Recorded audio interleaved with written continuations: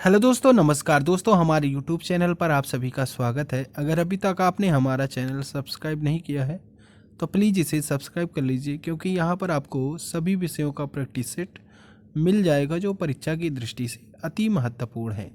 तो चलिए देर न करते हुए आज का जो प्रैक्टिस सेट है सीटेट से संबंधित साइकोलॉजी से है, जो कि शिक्षण मनोविज्ञान से संबंधित है। तो चलिए शुरू करते हैं।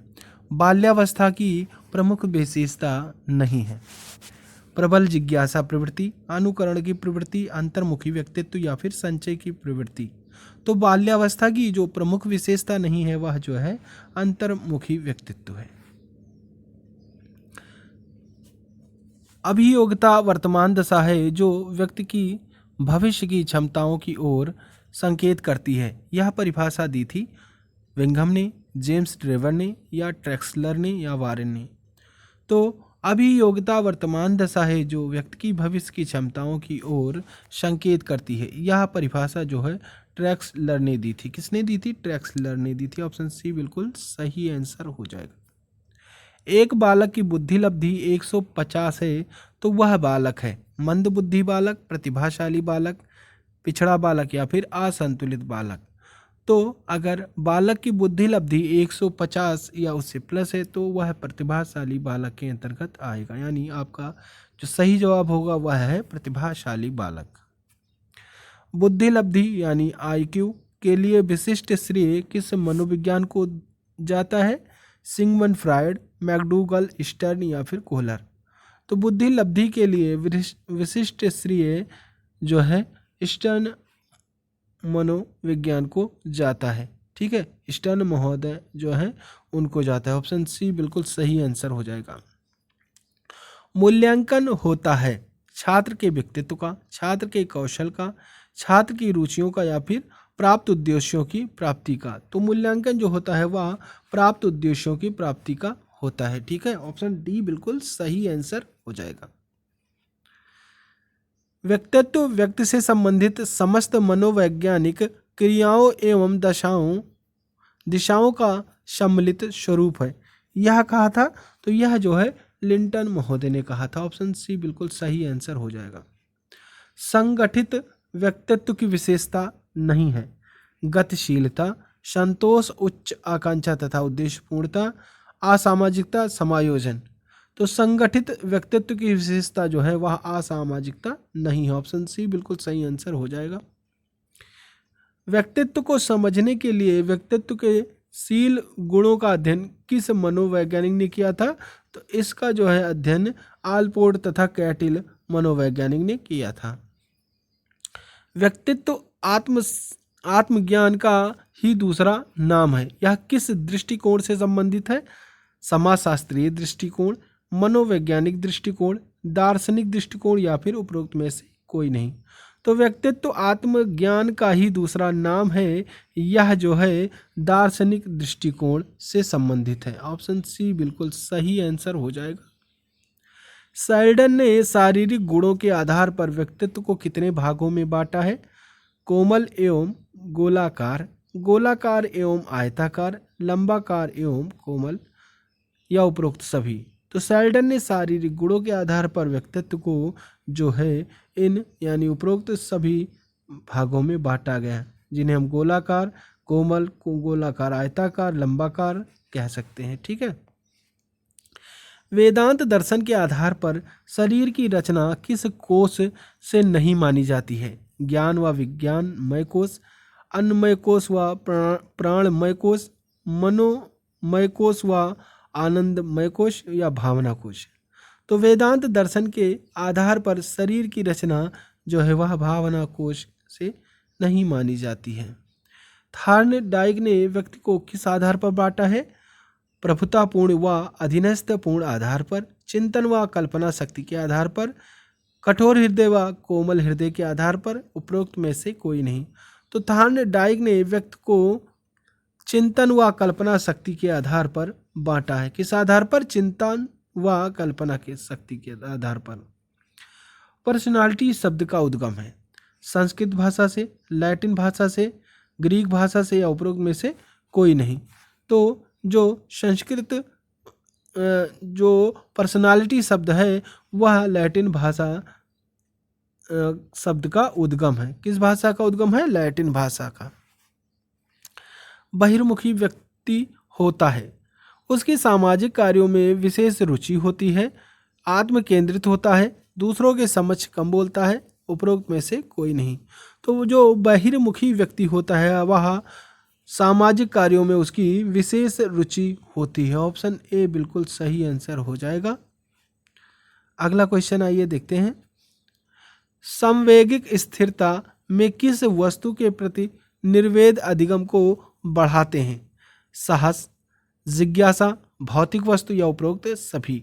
तो समवेगिक स्थिरता में उपरोक्त सभी वस्तु के प्रति निर्वेद अधिगम को बढ़ाते हैं, चाहे वह साहस हो, जिज्ञासा हो या फिर कोई भौतिक वस्तु हो। ठीक है।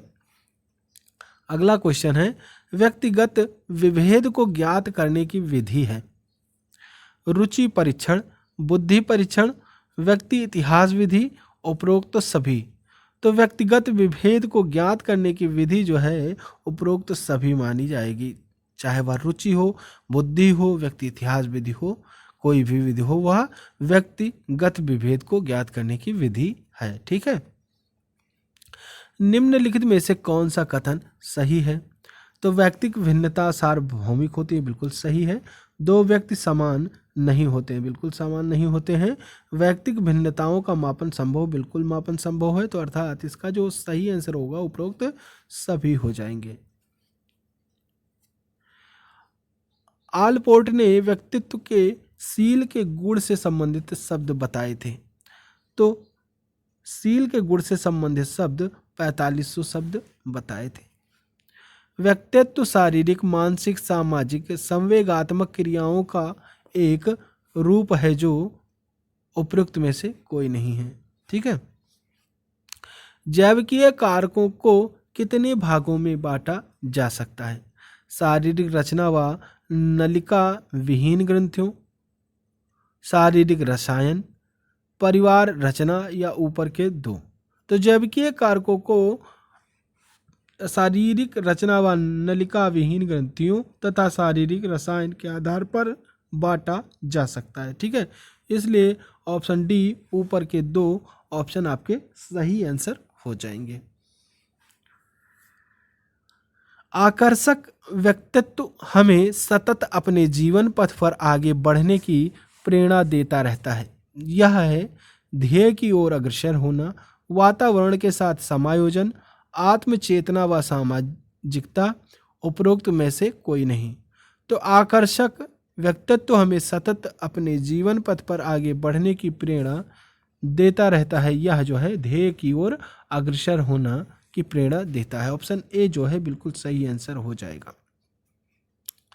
व्यक्तित्व को प्रभावित करने में प्राकृतिक वातावरण की उपेक्षा नहीं की जा सकती है। यह कथन किसका है? तो यह कथन जो है आगरबन व निमकाफ महोदय का है। एक विद्वान हुए थे आगरबन व निमकाफ, इनका कथन जो है व्यक्तित्व को प्रभावित करने में प्राकृतिक वातावरण की उपेक्षा नहीं की जा सकती। यह कथन किसका है? आगरबन व निमकाफ महोदय का। ऑप्शन ए जो है बिल्कुल सही आंसर हो जाएगा। आइए अगला क्वेश्चन देखते हैं।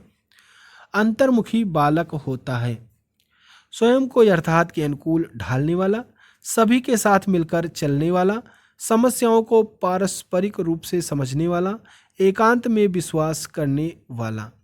तो जो अंतर्मुखी बालक होता है वह जो है एकांत में विश्वास करने वाला बालक होता है। ठीक है। ऑप्शन डी बिल्कुल सही आंसर हो जाएगा। जब किसी व्यक्ति का अवलोकन निश्चित परिस्थितियों में ही किया जाता है तो वह कहलाता है अनियंत्रित अवलोकन, बाह्य अवलोकन, स्वाभाविक अवलोकन या फिर तथ्यात्मक अवलोकन। तो जब किसी व्यक्ति का अवलोकन निश्चित परिस्थितियों में ही किया जाता है तो वह जो है नियंत्रित अवलोकन कहलाता है। क्या कहलाता है? नियंत्रित अवलोकन कहलाता है। इसलिए ऑप्शन ए जो है बिल्कुल सही आंसर हो जाएगा। जिन तथ्यों का निर्धारण किया जाता है उनका सार निकालकर संख्यात्मक रूप से व्यक्त करना कहलाता है। निर्धारणमान, आत्मकथा, व्यक्ति इतिहास अध्ययन या समाज मिति। तो जिन तथ्यों का निर्धारण किया जाता है उनका सार निकालकर संख्यात्मक रूप से व्यक्त करना निर्धारण मान कहलाता है। क्या कहलाता है? निर्धारण मान कहलाता है। निम्नांकित पद्धति में से कौन व्यक्तिगत भेद को ध्यान में नहीं रखकर शिक्षण में प्रयुक्त की जाती है? तो व्याख्यान विधि जो है वह व्यक्तिगत भेद को ध्यान में नहीं रखकर प्रयुक्त की जाती है। ठीक है, ऑप्शन सी बिल्कुल सही आंसर हो जाएगा। यह वह शक्ति है जिसके द्वारा व्यक्ति अपने संबंध में जानता है कि वह क्या है तथा दूसरे व्यक्ति उसके बारे में क्या सोचते हैं। इस शक्ति का नाम है, तो इस शक्ति का नाम जो है आत्मचेतना हो जाएगा। ठीक है, क्या हो जाएगा? आत्मचेतना। इसमें क्या होता है कि व्यक्ति अपने संबंध में स्वयं जानता है तथा दूसरे व्यक्ति उसके बारे में क्या सोचते हैं यह जो भी जानता है, इसलिए यह जो है आत्मचेतना शक्ति कहलाएगी। निम्न में से कौन सा वातावरण का प्रकार नहीं है? मित्र मंडली का वातावरण, पारिवारिक वातावरण व विद्यालय का वातावरण, पास पड़ोस का वातावरण, व्यक्ति व उसका स्वयं का व्यक्तित्व। तो निम्न में से जो वातावरण का प्रकार नहीं है वह जो है व्यक्ति या उसका स्वयं का व्यक्तित्व। ऑप्शन डी बिल्कुल सही आंसर हो जाएगा। व्यक्तित्व की संरचना के अंतर्गत गत्यात्मकता तथा स्थलाकृतिक पक्ष का अध्ययन किस मनोवैज्ञानिक ने किया था? स्मिथ व लेविन, फ्रायड, लेविन व फ्रायड, इनमें से कोई नहीं। तो व्यक्तित्व की संरचना के अंतर्गत गत्यात्मकता तथा स्थलाकृतिक पक्ष का अध्ययन जो है फ्रायड महोदय ने किया था। ऑप्शन बी बिल्कुल सही आंसर हो जाएगा। सीखने के मुख्य नियमों के अतिरिक्त गौड़ नियम भी हैं जो मुख्य नियमों को विस्तार देते हैं। गौड़ नियम है, तो गौड़ नियम जो है वह बहु प्रतिक्रिया नियम जो है गौड़ नियम कहलाता है। ऑप्शन सी बिल्कुल सही आंसर हो जाएगा। कक्षा वातावरण में सीखने का महत्वपूर्ण नियम है हस्तलेखन, रटने का नियम, आवांछित विश्राम, व्यवस्थित अधिगम प्रक्रिया। तो कक्षा वातावरण में सीखने का महत्वपूर्ण नियम जो है वह हस्तलेखन है। कौन सा नियम है? हस्तलेखन। हस्तलेखन, ऑप्शन ए बिल्कुल सही आंसर हो जाएगा। सीखी गई क्रिया का अन्य समान परिस्थितियों में उपयोग किया जाना कहलाता है। तो परिपक्वता, अधिगम, अधिगम स्थानांतरण या इनमें से कोई नहीं। तो सीखी गई क्रिया का अन्य समान परिस्थितियों में उपयोग किया जाना इनमें से कोई नहीं कहलाता है। अधिगम की निम्नांकित परिभाषा किसने दी है? सीखना विकास की प्रक्रिया है। Woodworth, crow and crow, Skinner या गिलफोर्ड। तो सीखना विकास की प्रक्रिया है, यह परिभाषा वुडवर्थ महोदय ने दी थी। ऑप्शन ए बिल्कुल सही आंसर हो जाएगा। सीखना संबंध स्थापित करना है। संबंध स्थापित करने का कार्य मनुष्य का मस्तिष्क करता है। यह कथन किसका है? तो यह कथन थॉर्नडाइक महोदय का है। थॉर्नडाइक का अधिगम सिद्धांत निम्नलिखित नाम से जाना जाता है।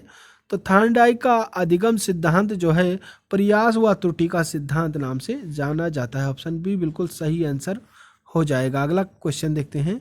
मूल प्रवृत्ति का प्रभाव शक्ति प्रदान करता है।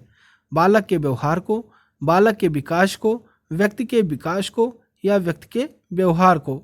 तो मूल प्रवृत्ति का प्रभाव शक्ति व्यक्ति के व्यवहार को प्रदान करता है। ऑप्शन डी बिल्कुल सही आंसर हो जाएगा।